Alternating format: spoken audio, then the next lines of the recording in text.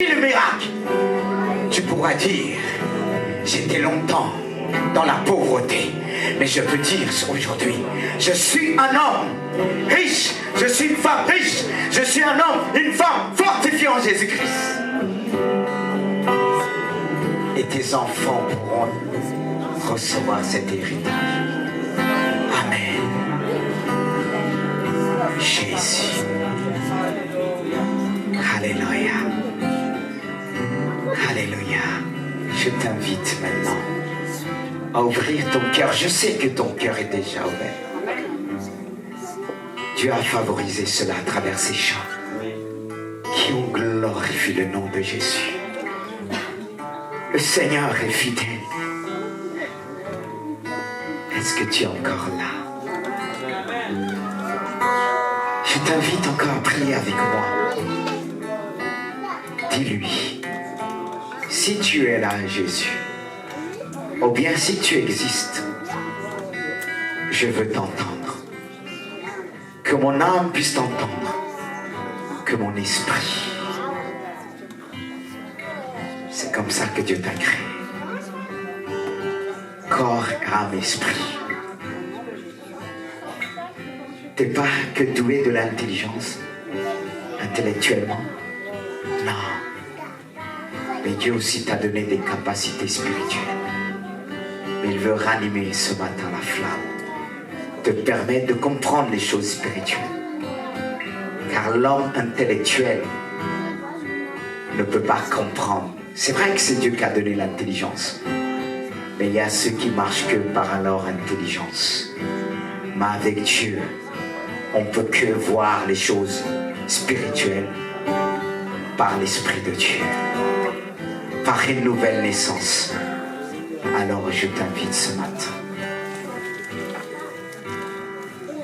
Je t'invite ce matin à regarder devant toi. Et voilà le thème que j'ai choisi pour toi. La terre est informe et vide. Oh. Tu vas me dire pourquoi la terre est informe et vide. Pourquoi la terre est informe et vide? Pourquoi la terre est de nouveau? C'est vrai qu'on peut dire avant la terre était informe et vide. Mais pourquoi de nouveau la terre est informe et vide?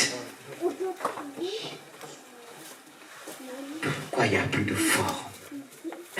Pourquoi c'est vide? Est-ce que les maisons sont vides? Est-ce que c'est dans les lieux de travail que c'est vide? Pourquoi la terre est informe? Et pourtant, c'est vaste. Quand on regarde la superficie, on voit que c'est tellement vaste. On voit des choses aujourd'hui qu'on arrive à toucher. Mais pourquoi cette terre est de nouveau informe et vide? Nous allons le voir à travers la Bible. À travers cet homme qu'on appelle Jérémie. Car le nom de Jérémie veut dire élevé. Dieu élevé. Et Dieu était élevé en lui. C'est Dieu qui nous élève. C'est Dieu qui nous permet de voir ce que les autres ne peuvent voir, contempler de loin. Mais Dieu nous donne une dimension. Il nous permet de voir d'avance. Et Dieu s'est élevé à travers cet homme. Alors je vous invite à regarder avec moi ce que Jérémie pouvait dire, le prophète Jérémie dans l'Ancien Testament. Je regardais la terre, elle est informe et vide. Je regarde le ciel, il n'y a plus de lumière. Je regarde le mont, ils sont bien secoués et toutes les collines sont ébranlées. C'est-à-dire quand il dit je regarde les montagnes. Je regarde et voici que l'homme a disparu et les oiseaux se sont enfuis. Mais pourquoi il dit ça, Jérémie?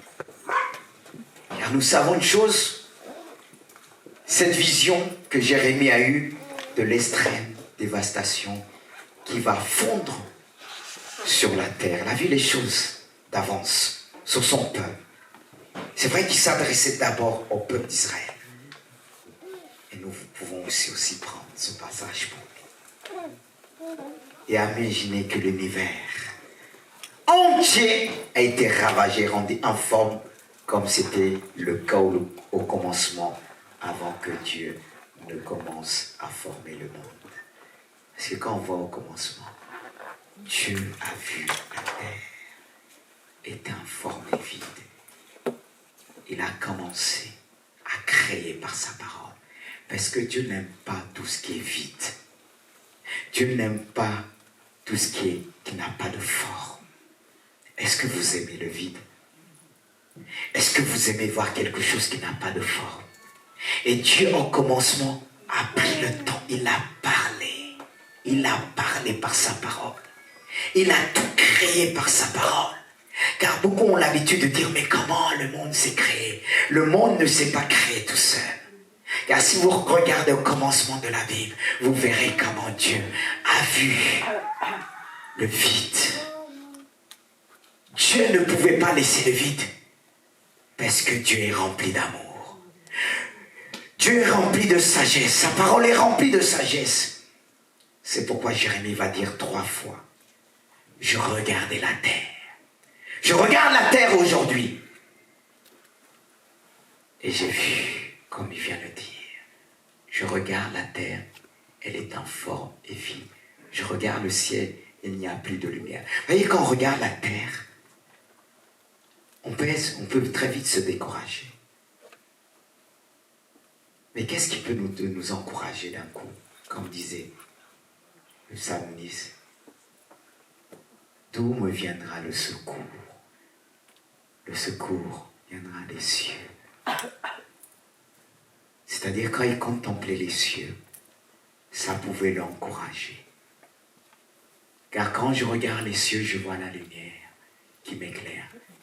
Mais si je regarde aujourd'hui cette lumière, le ciel qui produit la lumière, et que je ne vois plus la lumière, qu'est-ce qui pourra m'encourager? L'homme aujourd'hui regarde. On regarde autour de nous. On cherche la lumière. Et on va là où il y a la lumière. Mais si je vais vers la lumière, qu'il n'y a plus de lumière, alors comment je pourrais me réfugier? Me cacher? C'est vrai que la lumière nous éclaire. Mais qu'est-ce qui pourra m'éclairer, me permettre de voir davantage? C'est la lumière de Dieu. Parce que vous savez qu'il y a des endroits qu'on peut éclairer, voir. Mais ce n'est pas dans tous les lieux que tu pourras voir et être éclairé. Soit dit, je regarde la terre. Et voici qu'elle est en forme. Vers les cieux, et leur lumière n'est plus. Et pour être plus précis, la terre est de nouveau informe et vide. Car elle n'est plus éclairée. Et on vit dans les ténèbres. C'est vraiment ténébreux dans l'esprit de l'homme. Tout s'explique à travers tout ce qu'on voit aujourd'hui. Et l'homme ne veut pas être éclairé. Ça ne veut pas dire qu'il n'y a plus de lumière. Mais comment trouver cette lumière? Il regarde autour de lui, mais il ne voit plus de lumière. Quand il regarde la terre, il n'y a plus rien. Quand il regarde vers son mari, vers son épouse, il ne voit plus rien. Et cela ne peut que susciter des problèmes. Parce que beaucoup, lorsqu'ils sont tournés vers le mariage, vers leur prince, c'était pour voir la lumière. Après, on se rend compte, on se fait des illusions. Parce que si tu te tournes vers quelqu'un qui est ténébreux, comment tu pourras voir? Si tu te tournes vers quelqu'un qui a les idées obscures, qu'il voit toujours noir, comment il va te guider? Comment on pourrait être guidé? Et pourtant, les hommes regardent. Ils ne regardent pas simplement avec les yeux physiques, avec les yeux du cœur. Il n'y a pas simplement les yeux physiques, mais il y a les yeux du cœur. On a besoin de ressentir, voir ce que les yeux physiques sont incapables de voir. On cherche en nous, on veut être éclairé, on veut recevoir la paix, on veut recevoir l'amour, car l'amour nous éclaire. Amen. Mais lorsqu'on regarde autour de nous, je me tourne vers la terre, et pourtant, quand je vois la création, tout ce que l'homme est capable aujourd'hui d'inventer, certes Dieu n'a pas retiré ses dons. L'homme est capable d'inventer. Et parfois, tout ce qu'il invente ne peut pas produire la lumière. Tout ce qu'il invente ne peut pas produire la paix. Si ça vient de lui-même, ça ne peut pas.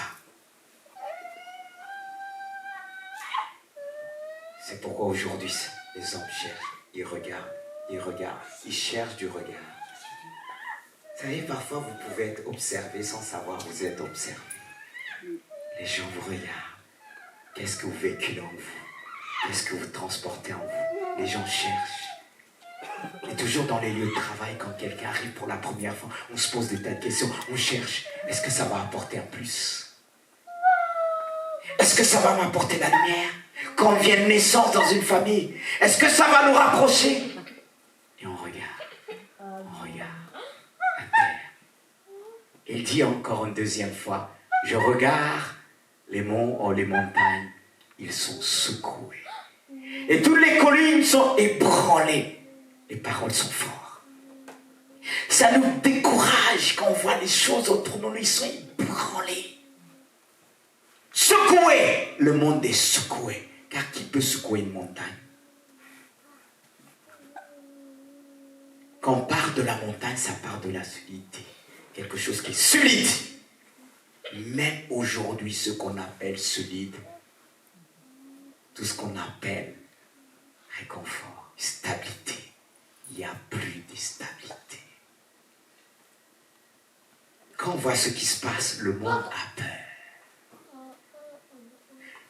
Il y a ceux qui veulent se réfugier derrière les montagnes. Mais si les montagnes sont secouées, vers où tu pourras te réfugier, te cacher? La Bible nous parle vers la fin des temps. Les hommes ne pourront pas se cacher.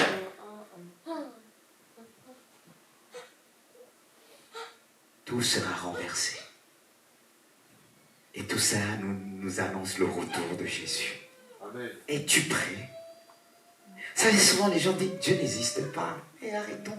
Il y a toujours des questionnements en nous. Je me rappelle cette jeune fille, à l'époque, il y avait 20 ans, on travaillait ensemble. Elle dit Dieu n'existe pas. Je les regardais comme ça en écoutant Dieu. Il ne faut pas se presser de répondre. Parce que les gens se mentent à eux-mêmes. Il y a toujours quelque part en nous que j'ai l'habitude à dire à ceux qui disent Dieu n'existe pas. J'ai dit, vous avez l'habitude, quand il vous arrive quelque chose, oh mon Dieu! On a des réactions, comment l'expliquer? Oh mon Dieu! Et pourtant tu dis il n'existe pas, pourquoi tu le prononces? Tout simplement, mais arrête-toi, c'est pas vrai. Les gens essayent de se persuader, oh non. Mais moi, j'écoute toujours, je les regarde droit dans les yeux. Parce que vous savez, quand vous connaissez votre Dieu, vous savez qu'est-ce que vous allez leur dire. Parce que Dieu qui nous a créés, il nous connaît. Même quand on est dans les mensonges. Il dit, mais souviens-toi, quand tu as dit, hé Dieu, il a fait quelque chose, mon oublie traitement vite. Comme cette jeune fille dit, Dieu n'existe pas. Je l'ai regardé droit dans les yeux. Et je savais que Dieu allait me parler. J'ai dit, souviens-toi dans ta vie. Est-ce qu'il t'a jamais arrivé quelque chose que tu ne savais plus quoi faire et tu as crié le nom de Dieu? Et quand elle a dit, elle a failli se faire attaquer. Brutalisée. Elle a crié. Quand elle a crié le nom de Dieu, la personne est partie en fuyant. Je lui ai dit, alors comment tu expliques ça? Comment tu expliques ça? Mais parce que, qu'est-ce qui pousse les gens à dire Dieu n'existe pas? C'est à cause de la culpabilité du péché. Il y en a qui ont besoin, préfèrent fermer les yeux, comme ça ils sont tranquilles dans leur conscience. Mais quand on les parle, ils s'énervent. Mais des fois je dis, mais pourquoi tu t'énerves? Si Dieu n'existe pas, pourquoi on s'énerve? Reste en paix s'il n'existe pas. Non, je ne veux pas ton Dieu. Une fois quelqu'un a dit, je ne veux pas ton Dieu, je l'ai gardé sa main. Je dis, si la mort vient tout de suite, est-ce que tu diras... Il m'a dit, j'ai pas le temps. est-ce que tu diras à la mort, j'ai pas le temps? Parce que la mort, elle prend. Même la maladie. Celui qui a le pouvoir d'arrêter la mort, si tu n'es pas prêt, c'est Jésus, c'est Dieu. S'il voit dans ton cœur, il entend ton cœur, quand arrive la maladie, tu lui dis, laisse-moi, accorde-moi encore du temps. Parce qu'il y en a qui s'attendent. À 60 ans, c'est là qu'il lève. Oh Dieu, je veux te servir. Donne ta jeunesse à Dieu. Parce que c'est dommage. Quand je baptise les personnes beaucoup plus âgées, et peut-être si je dis ça, on va m'en vouloir. Mais je préfère le dire. Quand je baptise les gens, 50 ans, 60 ans, je dis quelque part, quel gâchis. Mais il peut se rattraper. Mais parfois c'est dur, hein, se rattraper avec ceux de 60 ans pour changer là, hein, c'est pas facile. Redevenir vraiment enfant, c'est pas facile. C'est maintenant. N'attends pas longtemps. Je bénis Dieu. J'ai donné ma vie quand j'avais 24 ans. 24 ans. Et maintenant, ça fait plus que 20 ans que je suis avec lui. Voilà. Et je bénis Dieu. Mais Dieu t'invite ce matin à regarder. Quand il dit, regarde les montagnes, là où tu t'es réfugié. Il y a des montagnes autour de toi. Mais regarde, comme dit Jérémie, ils sont ébranlés. Et toutes les collines chancellent. Tout ce qui fait la force de l'homme a été ébranlé. La science aussi. Vous avez suivi, à cause de Covid-19, les gens se tournaient vers la science, mais à un moment donné, on ne savait plus croire. Je t'invite à croire à Dieu. Je t'invite à regarder avec moi, à ne plus se tourner vers ton intelligence, mais se tourner vers Dieu. Qui a les capacités de te montrer ce qui n'est pas venu dans le cœur de l'homme naturel. Et il y a ce que Dieu appelle l'homme naturel et l'homme spirituel. Et l'homme spirituel reçoit et il peut transmettre, il peut comprendre le message de Dieu. C'est pourquoi je t'invite, je répète, à regarder. Ne regarde pas simplement avec tes yeux physiques, mais regarde avec tes yeux, les yeux du cœur. Ce que tu commences à ressentir. C'est pas encore ça. Mais si tu enlèves tes raisonnements, si tu enlèves tout en disant Seigneur, c'est vrai quand je regarde la terre, tout est en forme. Et pourtant tu dis je veux vivre. Comme quelques années j'ai annoncé quelqu'un l'évangile. Pour enlever tout ça, il dit je suis jeune. J'ai dit mais moi aussi je suis jeune. Parce que c'était au début de ma conversion. J'ai dit moi aussi je suis jeune. Je veux vivre. Et lui, j'ai dit mais qu'est-ce que tu appelles la vie? Je l'ai écouté. Il m'a dit la vie, ça allait s'éclater dans les boîtes de nuit. Parce que si tu continues d'éclater dans les boîtes de nuit, tu risques de divorcer. Si c'est ça qu'on appelle la vie.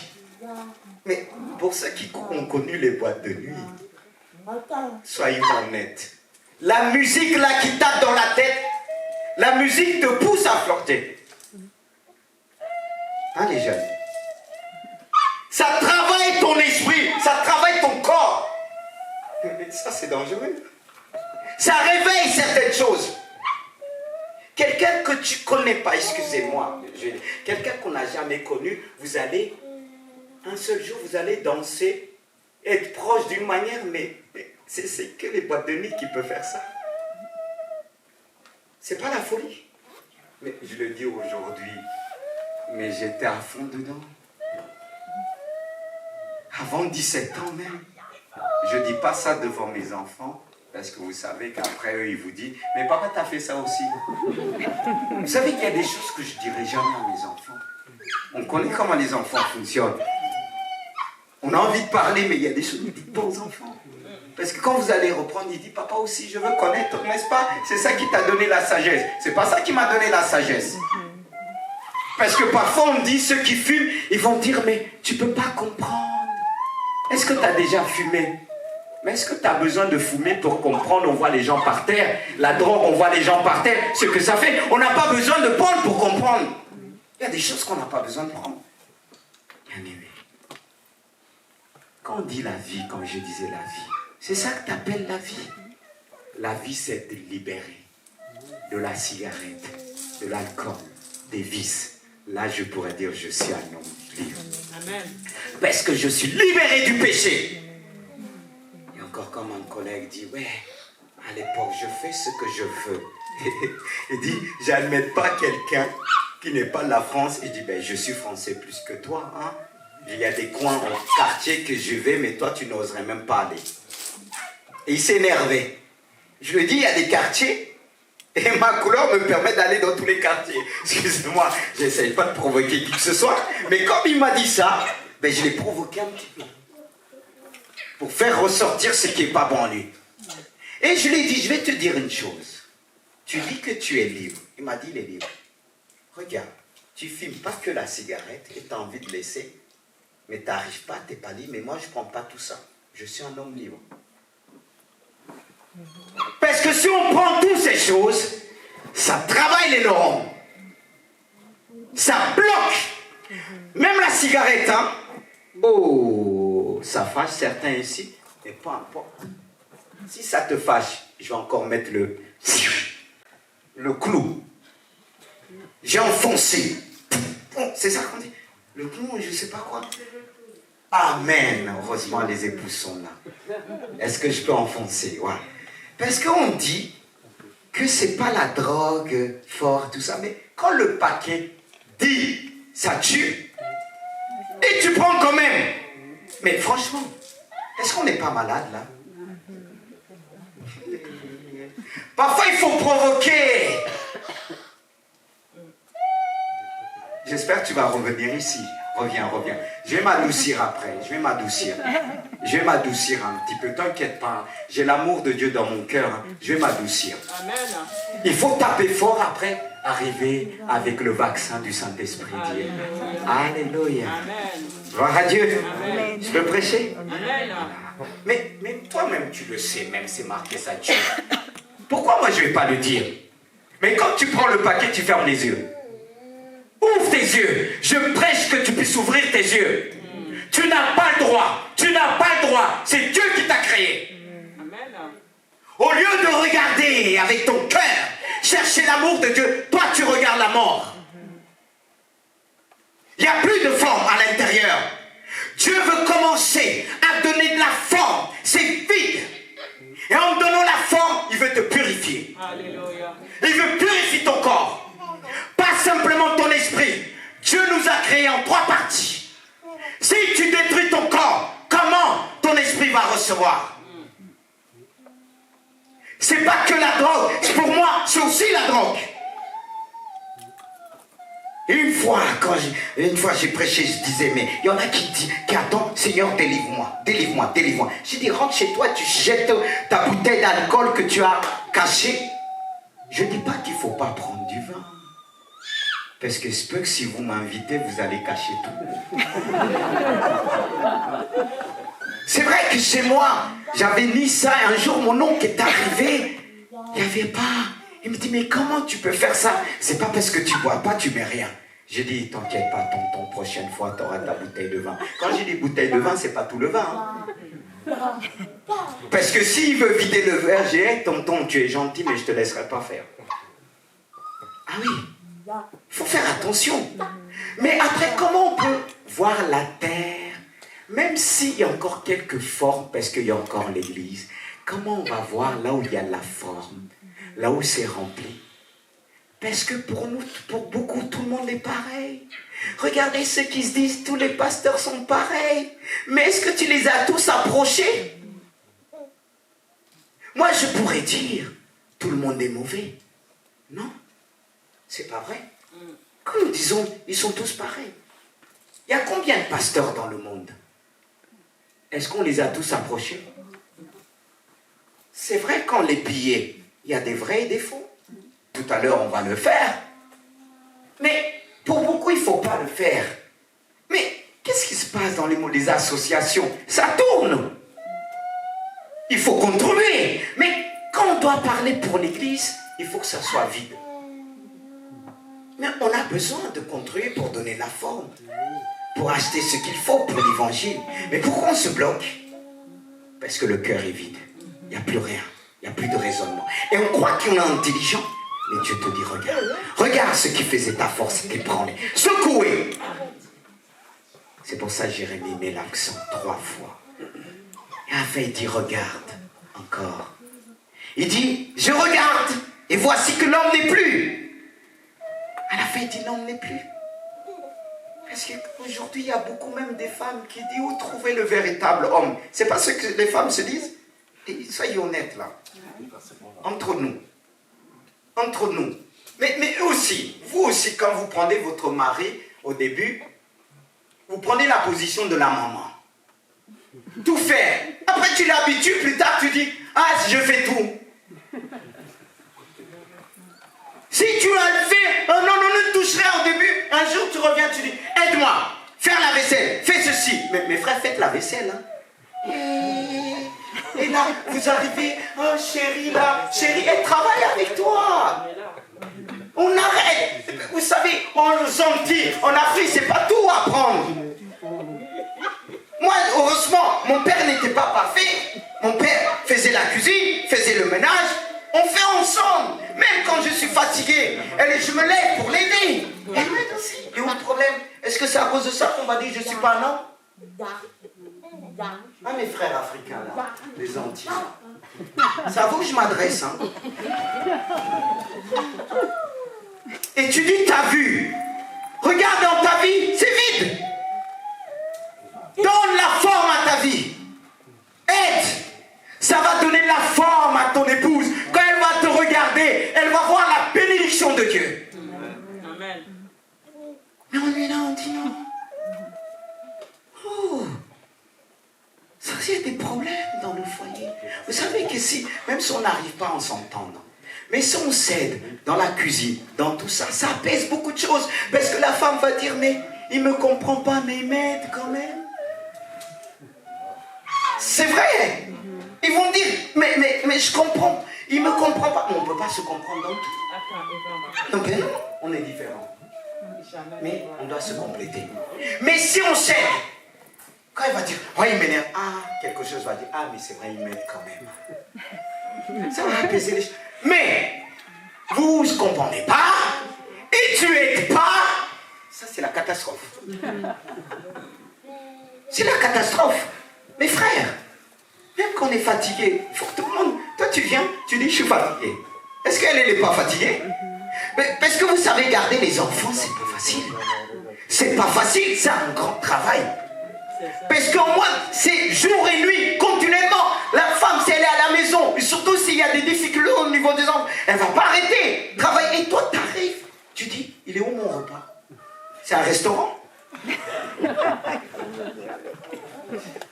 Non mais, après, il ne faut pas s'étonner quand on regarde. On dit, il n'y a pas d'amour. Mais ma soeur, attention, t'as habitué beaucoup de choses. Toi aussi. Après, tu dis, je ne suis pas ta mère. Tu t'es placé comme la maman. Moi, j'ai toujours dit, j'ai une mère. Je vais dire ça à mon épouse. Quand elle disait 2 fois, tous les hommes, c'est comme des enfants. J'ai dit, non. J'ai une mère, je ne suis pas un enfant. Je le prononce, je ne suis pas un enfant. Parce que les enfants, ce n'est pas les enfants qui se marient. Hein. Parce que quand c'est beau, vous savez que Dieu met tout à l'épreuve, comme pendant le mariage. C'est là qu'on va voir si on n'est pas préparé. Tout est vite. L'amour ne suffit pas pour dire elle est belle, il est beau. Parce que, excusez-moi, avec le temps aussi, il y a les muscles qui commencent aussi. Je ne sais pas si c'est les ados qu'on veut appeler ça. Et avec les accouchements, ça change aussi. Ça donne des belles formes. Non. Et il faut continuer à aimer. Mais si on regarde, oh, papa, si tu la vois, toi, elle est belle. Mais c'est que ça que tu as regardé. Je ne dis pas qu'il ne faut pas regarder à ça. Ça compte. Ça compte. Mais un jour, ça disparaît aussi. Ça compte pour attirer. Waouh! Comment il est grand! Mais le grand, après, avec le temps, il peut se courber. Non, mais j'essaye pas de déformer les choses, parce que si ça reste dans ton corps, Ce qui est déformé, toi tu vas lui donner la forme. Ce qui est vide, tu vas le remplir. Si ton cœur est rempli, Jésus, quand il est venu sur la terre, il a regardé la terre était vide, les hommes s'entretuaient déjà. Il n'y avait plus de forme. C'est vrai qu'on voit les choses beaux, mais c'est l'apparence. Tout est beau autour de nous. Tout le monde est beau. Ah! Est-ce que tu le connais? C'est pas parce qu'on t'a dit. Et toi tu... il m'a donné la forme. Est-ce qu'un seul sourire suffit pour donner la forme dans le cœur? Il faut Dieu. Si un cœur est comblé par Dieu, il ne va pas être compliqué même dans le mariage. Qu'est-ce qui fait que beaucoup sont compliqués dans le mariage? Ils sont partis vides. Ils avaient peut-être une belle forme, mais à l'intérieur c'était vide. Et tu espères de recevoir de l'autre. Mais si chacun se dit, je vais être rempli pour remplir l'autre. Commence à le dire aujourd'hui. N'attends pas qu'on te donne, mais toi donne. La Bible nous dit qu'il y a plus de bonheur à donner qu'à recevoir.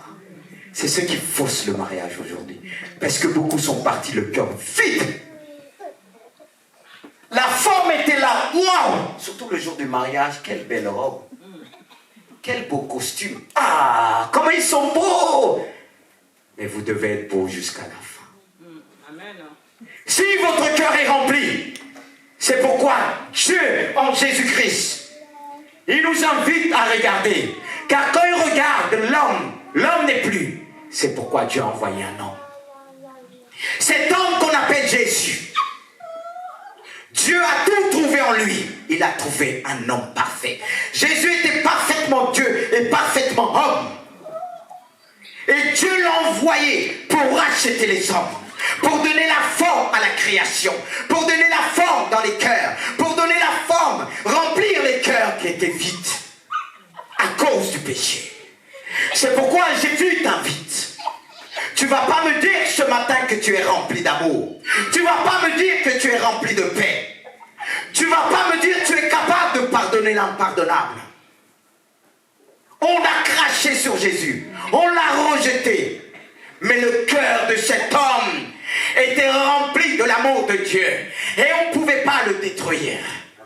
Son cœur n'était pas vide. Son cœur était rempli de l'Esprit de Dieu. Pas l'Esprit du monde. Car si notre cœur est vide, il y a quelqu'un qui viendra occuper le vide. C'est l'esprit de ce monde. L'esprit de méchanceté. L'esprit de haine. De manque de pardon. Esprit de jalousie. Mais quand on se tourne vers Dieu, il regarde ton cœur. Il envoie l'amour. Il envoie la paix. Il envoie le pardon. Alors reçois cet amour. Reçois cet amour. Amen. Tu es vide. Tu dois recevoir l'amour de Jésus-Christ. Amen. L'amour de Jésus suffit pour remplir les autres. C'est cet amour qui va me permettre de remplir mes enfants. C'est cet amour qui va me porter. Oui, une mère qui est remplie d'amour, combien même elle est malade, son enfant vient vers elle, elle va porter son enfant. C'est ce que Dieu veut faire de toi. Dieu veut donner de nouveau de la forme à ta vie. Il n'y a plus de forme. Tu ne sais plus où se tourner. Il n'y a plus de vision. Il n'y a plus rien en toi. Mais Dieu veut te donner une vision que tu puisses poursuivre avec lui. Et ce que Dieu va te donner, ton mari que tu as l'habitude de critiquer, tu ne vas plus le critiquer. Parce que l'amour, comme dit la Bible, couvre une multitude de péchés. Amen. Tu ne vas pas s'attendre à lui parce que c'est toi qui vas lui donner. Ça peut être aussi le contraire. Alléluia. L'amour de Dieu est puissant. Ce que je demande pour conduire mon foyer, pour conduire l'église que Dieu m'a confiée, parce que c'est pas facile de conduire des hommes et des femmes. On a besoin de l'amour de Dieu. On a besoin de la sagesse de Dieu. Comment conduire les hommes? C'est pas toujours évident. Si on n'a pas l'amour de Dieu, on ne pourra pas conduire l'église. On va se faire du mal et on fera du mal à l'église. Mais je demande à Dieu qui me donne la sagesse, qui donne la forme, qui change, qui transforme transforme les cœurs. C'est pourquoi il a envoyé Jésus. Et Jésus est venu jusqu'à nous. Amen. Lui qui a dit au Père, pardonne-leur. Ils ne savent ce qu'ils font. C'était tellement informe. Vide. Le cœur de l'homme était tellement vide aujourd'hui. Trahison, méchanceté. Mais comment on va ramener nos enfants? Mon garçon qui disait, t'as vu ce que les voisins ont. J'ai dit, viens mon enfant. C'est dur, mais ne regarde pas. C'est très dur, les calomnies, la méchanceté. Mais je l'exhorte à venir pleinement à Dieu. Que Dieu puisse le remplir, pas de haine, mais de le remplir d'amour. Alléluia. C'est pas Dieu qui a dit aimez, vous aimez en Jésus. Aimez ceux qui vous persécutent. Qui peut le faire? C'est celui qui est rempli de Dieu. Rempli de l'amour de Dieu. Tu seras capable de pardonner. Et celui que tu vas pardonner, il va être mal. Parce qu'il sait ce qu'il a fait. Il doit se dire, non, par rapport à ce que j'ai fait, tu ne peux pas. Parce que si tu viens manifester l'amour de Dieu, lui, il veut que tu sois comme lui. Il veut que tu réagis comme lui. Mais si tu es rempli de l'amour de Dieu, tu donneras la forme, la vie à celui qui est devant toi, qui t'a fait du mal. Je ne dis pas d'être ami avec ton ennemi. Aimer, c'est différent. Je peux aimer quelqu'un sans être ami avec lui. C'est-à-dire de ne pas être mon confident. Parce que si je dis priez pour vos ennemis, je ne dis pas soyez qu'ils soient vos confidents. Parce que s'il te frappe, il va continuer à te frapper. Tu lui donnes des éléments pourquoi, qui pourra te frapper avec, tu le fournis ce qu'il faut. Et lui, il va te frapper. Parce que beaucoup, quand on dit, oh, il faut aimer, il faut s'aimer les uns les autres, ils pensent que ça y est, j'ouvre mon cœur, je te dis tout. C'est pas ça l'amour. L'amour, c'est vraiment la paix, le pardon et la joie de Dieu. Quand tu es en face, la personne, il va te regarder. Il sait qu'il n'y a pas la haine. Et pourtant, il sait ce que tu l'as fait. Celui qui a l'amour. Et toi, tu vas dire, mais il n'a pas vu, tu vas continuer à le tromper jusqu'à Dieu va dire stop. Parce que Dieu sait les arrêter. Et parfois, on peut leur dire, je sais ce que tu as fait. Mais je prie pour toi. Moi, j'ai dénoncé des méchants dans mon travail. Quand ils disaient ça, ils étaient comme ça, ils allaient devant les autres. Comment tu es belle. J'ai dit, mais c'est toi qui as dit qu'elle est belle. Et c'est toi qui viens me raconter ça. C'est aussi l'amour. Hein. C'est pas l'amour pour vous? C'est sur l'amour de dire la vérité. L'amour de la vérité. C'est pas, j'ai dit, la Bible nous dit d'aimer, de prier pour mes ennemis, j'ai fermé ma bouche. Je n'ai pas insulté la personne. Et je vais faire comprendre. Oui, tu as dit ça. C'était une fois un chrétien. Comme c'est un téléphone, tu vas faire ça, tu vas un responsable. J'ai dit, mais tu me dis ça. Mais tu as dit ça, tu as dit ça. La personne était bloquée. On n'aime pas ça. Quand les gens sont faux, on les affronte. On dit ça, il faut affronter avec amour. On reste posé et dit, mais toi, j'ai entendu ça. Et mon père, qui m'a mis au monde, faisait fier. Quand quelqu'un lui disait quelque chose, il attendait qu'ils soient rassemblés tous les deux. Dit, tu peux répéter ce que tu as dit, n'est-ce pas? Tu m'as dit ça et ça et ça. C'est bien ça. Hein? C'est pas bien? C'est l'amour. Qu'est-ce qu'il faut que les gens parlent? Ils font rien et c'est vide. Ceux qui critiquent plus, ils font rien. Ils critiquent ce qu'ils font. Ceux qu'ils font se trompent. C'est normal, mais ils font quand même. C'est comme ça qu'ils vont apprendre. Mais toi, tu fais rien. T'as vu, surtout quand quelqu'un, t'as vu. Même si elle a fait une erreur, t'as vu quoi? Toi, tu ne le fais pas? Oh Dieu, garde-nous. C'est pourquoi on a besoin de Jésus. On a besoin de Jésus quand on dit, je regarde et voici que l'homme n'est plus. Et tous les oiseaux des cieux ont pris la fuite. Parce que tout est lié avec la nature. Quand Dieu a tout créé, il a mis l'homme. Tout était relié avec l'homme. L'homme avait cette capacité de donner des noms à tous les animaux. C'est lui qui l'a donné. Il devait observer et donner. Quelle intelligence! Tout est lié. Mais le fait qu'il y a le vide, tout s'enfuit. Les hommes vrais aujourd'hui, où les trouver? L'homme vrai, c'est celui qui marche pleinement avec Jésus. Amen. C'est celui qui marche avec Jésus. Parce qu'on vit dans un monde de fausseté. Même s'il y en a qui essaient d'être vrais. Avec ce monde qu'on a envie, même au travail, on va te dire fais quelque chose qui n'est pas normal, tu vas faire. Mais si tu es avec Christ, tu auras la capacité, la force de dire, vous pouvez me virer, mais je ne vais pas faire. Mais pour ceux qui sont vides, ils vont dire, mais si je ne faisais pas, ils vont me virer. Moi, j'ai dit à mes patrons, je les regardais droit dans les yeux, j'ai dit, monsieur, je ne vous suis pas. Vous savez ce que je suis. Ça, je ne le fais pas. J'étais prêt à prendre la porte. Mais nous, on va commencer à dire, j'ai des enfants, j'ai une femme. Dieu est capable de te donner le centuple. Dieu est capable de te donner le centuple. Il nous éprouve. Soyons vrais jusqu'au bout. Soyons vrais jusqu'au bout. Et je me bats devant Dieu à rester un homme intègre et vrai. Et que mes enfants puissent voir aussi. Frères et sœurs. Que Dieu puisse te remplir. On va prier ensemble. Dieu va appeler de nouveau les oiseaux du ciel qui sont attirés aussi par la forme. Quand l'arbre est là, il produit des fleurs. Il produit des choses. Les oiseaux ne peuvent que s'abriter en lui.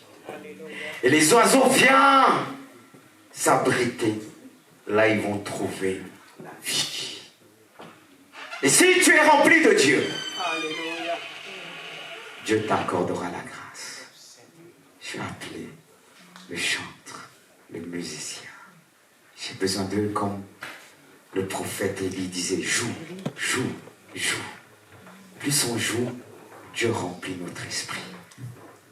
Les chants vont favoriser ça. Est-ce qu'on peut se mettre debout? Qu'est-ce qui t'a emmené aujourd'hui?